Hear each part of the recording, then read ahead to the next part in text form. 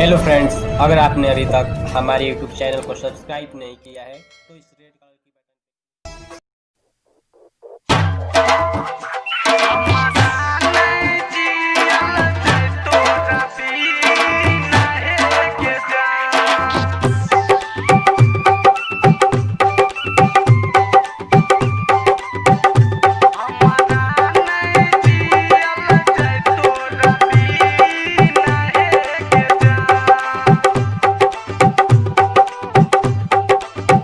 Vaishnavi films की प्रस्तुति। कोना बिसरा बगेरनिया, कोना बिसरा बगेरनिया, तू ही चला गे दिल जानिया। कोना बिसरा बगेरनिया, तू ही चला गे दिल जानिया। हमारा नहीं जियल जाय तोरा बिना है गे जान। हमारा नहीं जियल जाय तोरा बिना है गे जान।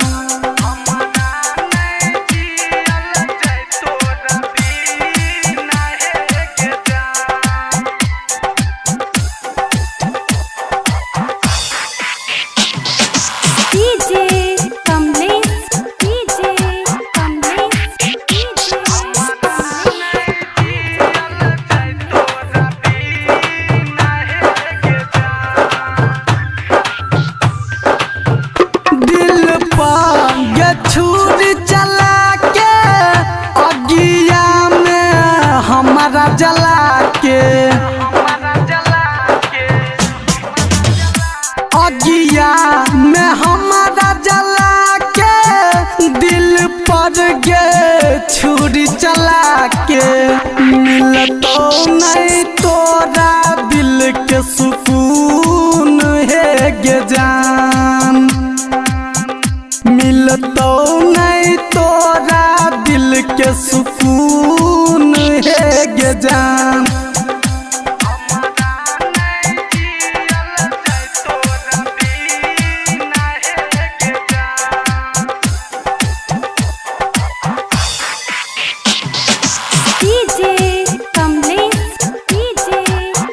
वैष्णवी फिल्म्स की प्रस्तुति।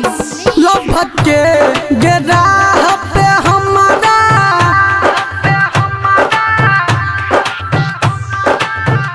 लभक के गिराह पे हमारा, छोड़ देलही पैब के दोसरा।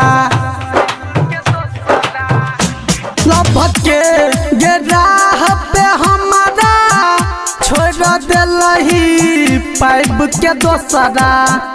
कर गेलही गुडू के बदनाम है गे जान। कर गेलही संजीत के बदनाम है।